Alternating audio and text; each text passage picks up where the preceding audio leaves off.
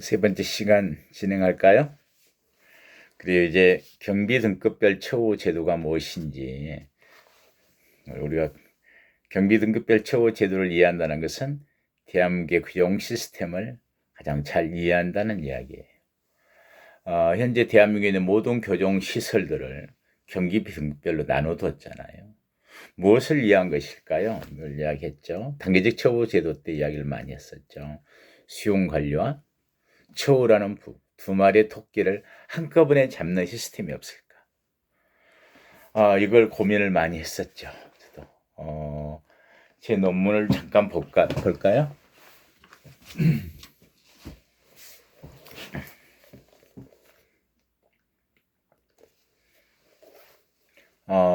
이 논문의 핵심은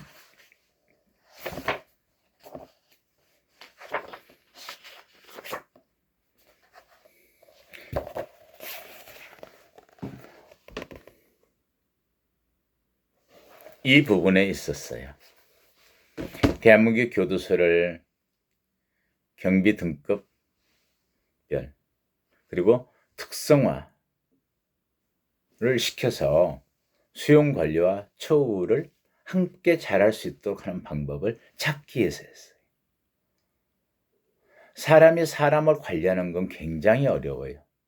좋은 제도와 좋은 시스템이, 어떤 좋은 시설들이 그걸 관리해 줘야 돼요.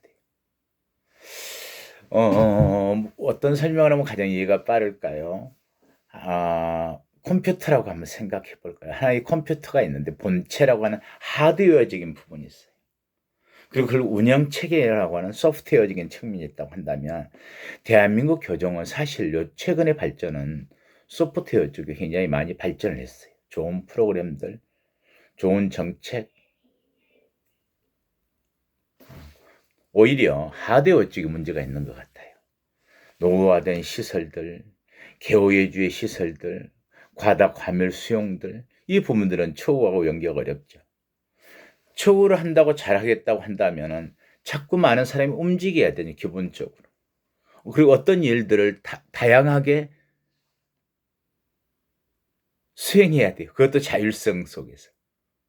그렇다면 사고 이용, 수용 관리를 철저히 해서 책임을 안 지려고 하면 이 부분이 싫은 거예요. 관리자 입장에서. 근데 그걸 함께 해 나갈 수 있는 게 교정이잖아요. 그 시스템을 구축한 게 어쩌면 등급별 처우 제도예요. 자, 여러분들에게 자료를 한번 보여주고 이야기를 시작하죠.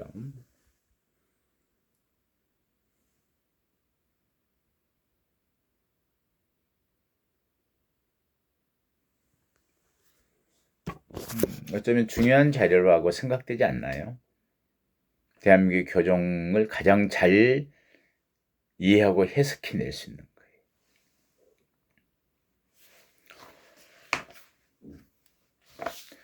지난 시간에 공부했던 단계적 처우 제도를 우리가 현실에 도입했을 때 이걸 등급별 교도소 운영 제도, 이렇게 이야기할 수 있겠죠. 그래서 효율적 수용 관리와 효과적 처우 달성을 동시에 이뤄낼 수 있는, 그리고 우리가 소위 말하는 분류라고 하는 부분, 그런 개념으로 이 제도가 또 운영돼야 되는 거죠. 우선 제도적 가치와 그 의미를 한번 살펴보죠. 경기도 등급별 처우 제도에 대해서는 약 2주, 3주를 할애하고 싶어요. 여기에 모든 우리나라의 처우 제도, 그다음에 분류심사와 관련지어서 이야기할 수 있기 때문에요. 우선은 등급별 처우 제도의 그 제도적 가치와 의미는 무엇일까? 차분히 읽어가면서 보면서 이야기를 할게요. 우리나라 형집행법 57조는 수용자는 분류심사 결과에 따라 그의 적합한 교정시설에, 그죠? 분류심사 결과에 따라서 적합한 교정시설에 수용되고 개별 처우 계획에 따라 그 특성에 알맞은 처우를 받으며 이를 위해 교정시설을 경비 등급에 따라 개방시설, 완화경비시설, 일반경비시설, 중경비시설로 구별한다. 형집행법 제57조는 명확하게 대한민국의 프레임을 짜고 있어요. 교정에. 그리고 어떻게 운영하겠다. 그리고 수용자에 대한 처우는 교화 또는 건전한 사회 복귀를 위하여 교정 성적에 따라 상향 조정될 수 있고 반대로 하향 조정될 수도 있죠. 특히 그 성적이 우수한 수용자는 개방시설에 수용되어 사회생활에 필요한 적정한 처우를 받을 수 있다고 규정하고 있다. 이게 경비등급별 교도소 처우제도고 분류심사를 지금 해서 처우 연계시키는 방법이에요. 여기서 처우가 상향 조정된다고 하는 것은 교정 성적에 따라 일반 교정시설에서 완화경비 교정시설로 그리고 완화시설에서 개방시설로 이송되어서 보다 나은 처우, 완화된 처우, 보다 사회적 처우를 받는다는 것을 의미한다. 이를 위해서 경비등급에서 상위의 시설은 보다 완화된 어떤 관리감독 그리고 보다 자율적인 어떤 개방적, 자율적 그런 처우를 보장해야 한다. 그런데 형집행법은 시설별 처우의 구체적 차이에 대해서는 직접 규정하지 않고 대통령령의 위임을 두고 있다. 따라서 경비등급별로 구별되는 시설에서의 구체적인 처우 기준을 마련하는 일은 우선돼야 할 것이다. 여기서 이제 경비등급별 시설의 구별을 단지 보안 관리를 위한 수단으로 이해해서는 안 돼요. 중경비, 뭐 일반 경비라니까 보안 관리로만 나눴나? 그렇게 생각하면 안 된다는 거예요. 그것은 분류처우와 관련한 단계적 처우를 통해서 어떤 면에서는 누진의 성격도 좀 있겠죠. 계급으로 사람을 처음에 나누지는 않지만은 상위 등급의 교도소는 단계적으로 올라가는 것이기 때문에 그런 수단으로 이해해야 된다. 그래서 이 아까 말했던 형집행법 제57조 3항에서는 수용자에 대한 처우는 교화 또는 건전한 사회를 복귀를 위하여 교정 성적에 따라 상향 조정될 수 있으며 특히 그 성적이 우수한 수용자는 개방시설에 수용되어 처음부터 개방시설에 수용될 수도 있어요. 사회생활에 필요한 적정한 처우를 받을 수 있다. 이게 누진이면 최하위부터 가는데 단계적 처우 제도이기 때문에 등급별 교도소는 자기에게 맞는 교도소로 처음에 가는 거예요. 그리고 필요에 따라서 상향 조정될 수 있는 거고 또 잘못한다면 하향 조정할 수도 있겠죠. 이렇게 특히 그 성적이 우수한 수용자는 개방시설에 수용되어 사회생활에 필요한 적정한 처우를 받을 수 있다는 규정과 형집행법 개정, 행정법의 개정 당시, 형집행법 당시에 행정법이라고 그랬죠. 행정법 개정 당시 교정국에서 현재 교정본부에서 제시한 등급별로 수용자의 처우를 단계화하여 분류 등급이 상향됨에 따라 중고금 시설에서 단계적 개방 시설까지 단계적으로 이동하도록 한 부분은 각국이 일치된 견해를 보이고 있다. 이렇게 단계적으로 더 나은 처우로 이행하여 최종적으로는 이 제도의 취지는 그래요. 최종적으로 거기까지 못 가는 수도 있지만 등급별 교도소라는 것, 이 처우 제도의 궁극적 목적은 뭐냐면 갈수록 개방화되어지고 사회와의 관련 연관성을 더 의미 있는 관계성을 형성해 가고 가족 유대 관계를 강화해 가고 이렇게 해서 그 변화하는 사회 복귀를 효과적으로 도모하기 위한 것이죠. 그리고 그 위험성에 따라서 관리가 잘 되도록 시설을 나눈 거예요. 그래서 이렇게 최종적으로 제도의 의미는 취지는 최종적으로는 개방시설에서 생활하면서 사회복귀를 준비한다면 경비등급별 시설의 구별은 보안의 목적을 위한 보안의 어떤 보안상의, 개호상의 또는 질서, 통조상의, 관리상의 그런 부분을 수단을 넘어서 사회복귀의 점진적 준비 과정을 위한 방법이 될 것이다. 쭉 이해하겠죠, 이제? 등급별 교도소. 그래요. 그러면 이런 등급별 교도소의 기본 방침은 뭘까요? 자, 방금 이야기했던 이런 걸 하기 위한 기본 방침들은 이런 거였어요. 교정시설 경비 등급화해서 이렇게 등급화에 따라 수용관리 시스템의 과학화를 통한 교정행정의 선진화. 자료 한번 보면서 이야기할 테니까요.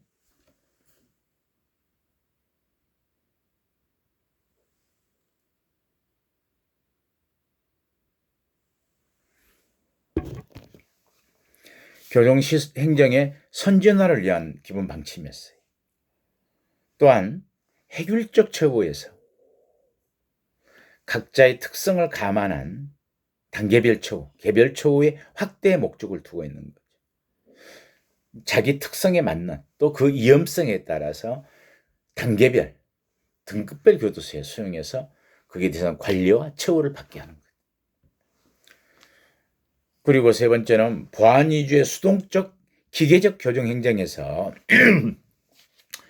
재범 방지 측면에 합리적이고 탄력적인 교정 행정으로 변화시키기 위해서 이 제도는 이 시스템을 도입 운영하고 있는 거예요. 또한 경비 등급에 따라서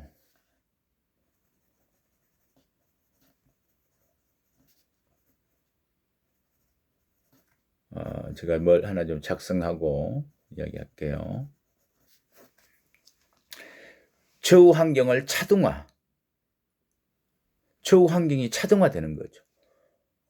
개호 시설의 엄격함부터 완화된 거, 그리고 처우가 확대되는 거, 각 교도소마다 달라요. 등급에 따라서. 차등화 및 사회 적응 배양 능력에 중심을 둔 사실은 획기적인 처우죠. 우리가 도입한 건.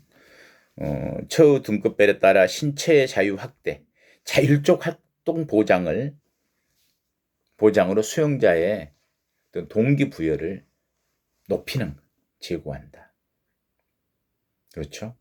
내가 더 나은 단계로의 보다 더 완화된 경비시설, 그러면서 자유가 확보되고 보다 더 확대된 처우를 받을 수 있고, 확대된 처우라는 건 사회에 더 근접하고 가족과의 소통이 원활하고 나가서의 취업이나 소자본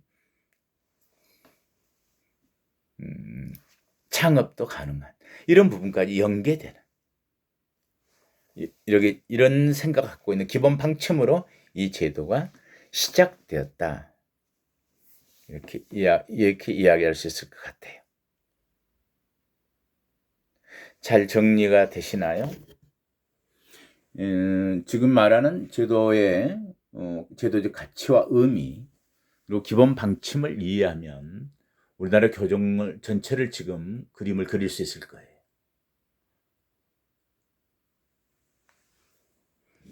대단히 선진화된 교정 시스템이고 우리 교정 시스템이 더구나 프로그램이 잘 되어 있고 한편으로는 자원봉사자인 교정위원들 지역사회 유대가 잘 되어 있어서 지금 세계의 어떤 교정을 선도하는 나라에 서 있긴 해요. 그럼에도 불구하고 아까 걱정했던 건 뭐죠?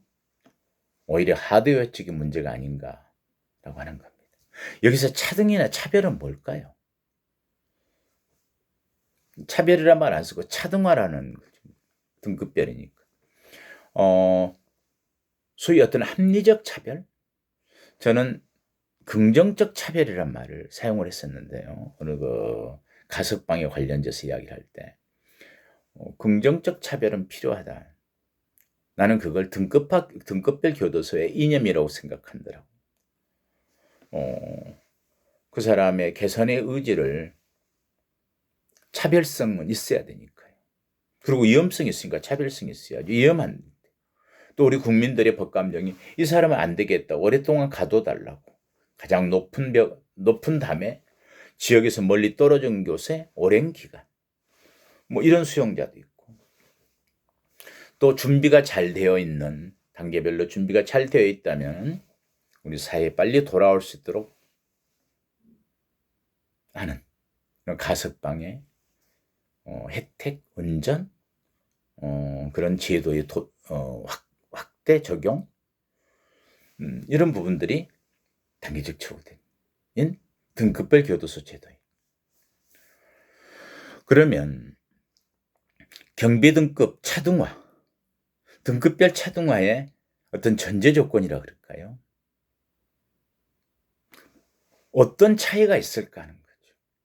전통적 의미의 차등처우, 교정처우와 현대적 의미의 교정처우, 교정 이념의 변청, 교정 환경의 변화에 따른 현대적 의미의 교정처우, 등급별 교도소의 의미가 갖고 있는 것. 분리심사의 변천은 지금 어떤 위치에 와 있을까 하는 것과 맞물려 있어요. 여러분들 레포트 쓰던 걸 좀 기억하면서 이해하면 좋겠죠? 자, 다시 한번 자료 볼게요.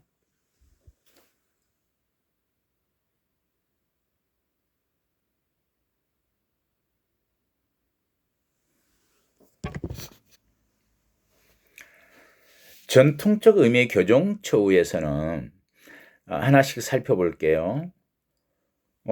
소위 수용자라고 하는 사람은 처우 객체였어요. 처우에 주체적으로 자율적으로 참여하는 게 아니죠. 자발성을 필요로 하는 게 아니고 타율적이고 강제적인 부분이 강했죠. 너는 변화해야 돼. 너는 환자야. 치료받아야 돼. 이 부분이 잘못돼서 넌 부적응자이기 때문에 적응해야 돼. 너 1차적 사회화 잘못됐어. 그래서 재사회화라는 게 우리가 교정이야. 이러고 했던 어떤 부분의 어떤 처우 객체로서의 대상. 여기에서 이제는 내가 스스로 변하고자 하는 자율 속의 책임감을 심어줘서 건전한 사회 구성으로 돌아오는 처우 주체로서의 수용자.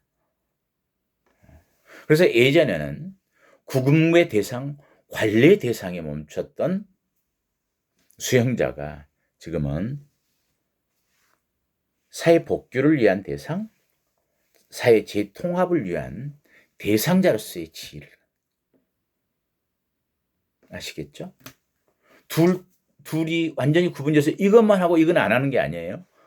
그런 지위가 주된 지위인데 이제는 보다 더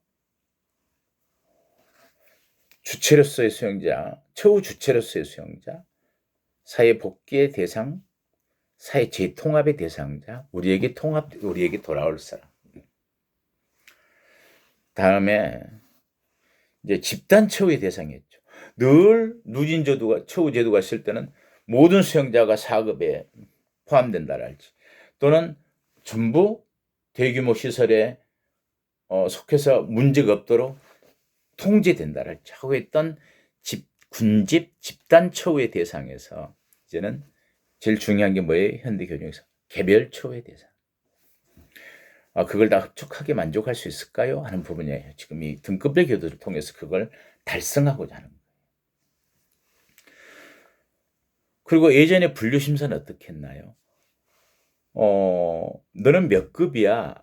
너는 A급이야, B급이야, C급이야에 따라서 수용시설만을 위한, 또는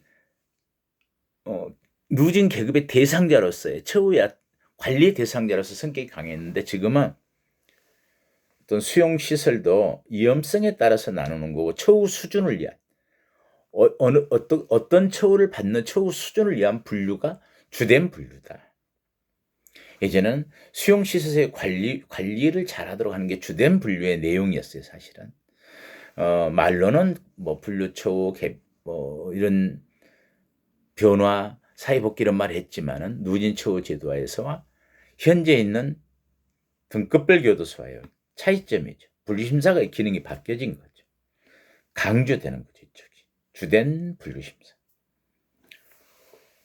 그리고 예전에는 어떤 수용자의 개별성이라고 어떤 개인이 갖고 있는 니드라고 그럴까요? 어떤 욕구, 뭘 하고 싶고 뭘 배우고 싶고 어디에 흥미가 있고 나가서 무엇을 할 것인지에 대한 개인의 욕구들, 또 나한테 지금 당장 필요한 게 어떤 것들이죠. 해체된 가족관계, 복구, 피해자 지역사회의 원상 회복하고 싶은 거, 또는 뭘까요? 나가서 취업이나 창업을 해서 빨리 안정을 취하고 싶은 거. 이런 어떤 욕구들이 무시된 채 교도소의 일방적인 처우 계획에 따라 움직였다면 우리가 등급별 교도소를 만든 이유는 수용자 처우 욕구가 반영된 그런 처우를 해야 되겠다. 일단 그러려면 기본적으로 위험성에 따른 수용 등급에 따른 교도소를 나눠둬야 적절한 가능성이 더 커지겠죠. 비슷한 유형의 위험성의 정도, 또 이런 부분들의 교도소가 돼줘야 관리, 감독, 교종, 교화의 개별성 이런 부분들을 함께 잡을 수 있겠구나. 이해가 되시나요? 그리 어려운 문제는 아닐 것 같아요. 이게 경비 등급별 처우에 우리가 이야기했던 게 제도의 취지, 그 의미고, 기본 방침은 이야기했듯이 우리 교정행정이 선진화하자, 탄력적으로 교정행정을 운영하자, 또 처우 환경을 좀 차등화해서 사회 적응 배양력을 높이자, 등급별 따라서 자유를 부여한다면 보다 더 잘하려고 하지 않을까. 그렇다면 사람이 사람을 다루는 게 아니라 시설과 제도가 소위 두 마리의 토끼 같은 서로 대립적인 가치처럼 보이는 수용관리와 교정교화, 처벌과 추호를 동시에 효과적으로 달성할 수 있지 않을까. 이런 부분이 오늘 우리가 이제 시작한 다음 주까지, 어쩌면 그 다음 주까지도 여러분들하고 이야기를 해야 될 부분들의 이야기입니다. 경비 등급별 처우 제도. 그림이 그려지시나요? 대한민국에 54개 교정시설이 있다면 여러분들은 어떻게 분류할까요? 지금 이야기하는 건 우리나라를 기준으로 지금 설명한 거예요. 4개의 단계로 나누어진 등급별 교도소. 미국이나 영국, 선진국들 몇 개국들은 많은 나라들은 등급별 교도소를 운영하는데 6단계로 거의 운영해요. 우리가 현재 안 하고 있거나 못 하고 있는 이유는 뭘까요? 노후된, 오래된 개호 위주의 시설들, 대규모 시설들. 이 부분들은 아직은 6단계로 나눈다면 혼선이 와요. 각 교도소를 전부 다시 나누어야 되잖아요. 교도소별로 나눌 수 있는 게 아니라 교도소 내에서 다시 나눠야 되는 문제에 대한 혼란스러움, 비효율성, 훈련되지 않은 어떤 아직은 훈련 그 마인드나 처우 단계에 대한 것들을 운영해야 될 전문 분야의 직원들의 수요의 미흡, 다양한 처우 프로그램들의 확보 이런 부분까지는 아직 안 되어 있다. 점차 그렇게 나가고 단계별로 하고 꼭 필요한 것은 교도소별로 어떤 특화된 그런 교도소를 지정하면 되겠죠. 이야기했었죠. 우리나라도 그런 노인을 위한 노인들에 대한 교도소의 지정, 정신병 결핵 환자들을 위한 교도소, 장애인들을 위한 마약 사범들을 위한 교도소, 또는 직업훈련 교도소, 또는 성별에 따라서 여성, 나이에 따라서 소년, 이런 부분들은 특화된 교도소겠죠. 또 외국의 전담시설. 기본적으로는 4개의 등급을 둔 교도소로 대한민국 교정시설을 분류 운용하고 있다. 이렇게 여기까지 오늘 이해했으면 좋겠고요. 다음 시간에는 제 7주차죠. 이러한 경비등급별 교도소를 운영하는 데 있어서의 어떤 문제점, 운영 실태와 문제점, 그리고 소위 개선 방안이나 효율화 이 부분들에 대해서 이야기를 하도록 하겠습니다. 그리고 미리 사전에 예고했듯이 다음 주에는 중간고사에 대한 시험의 방식들, 문제에 대한 설명들을 하도록 하죠. 오늘 수고했습니다.